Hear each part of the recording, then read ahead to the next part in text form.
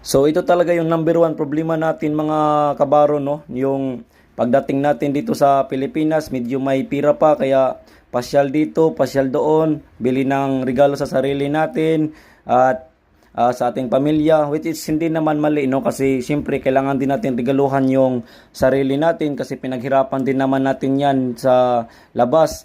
And then, after 1 month or 2 months, 3 months, ayun, wala na ngang pira kasi naubos na lahat sa training, sa pagpasyal, at kaya mapilitan tayo na buksan na yung ating alkansya kahit hindi pa puno. So talagang mahirap talaga, no, kapag nasa lupa na tayo. And then sana naman sa mga nangungutang sa amin, wag sana kayong magalit na hindi kami makapagpautang sa inyo kasi nga yung pera namin sa bakasyon kulang pa sa aming kailangan namin na panggastos dito sa lupa kasi marami pa kaming training na dapat kunin. Kaya sana maintindihan nyo kami.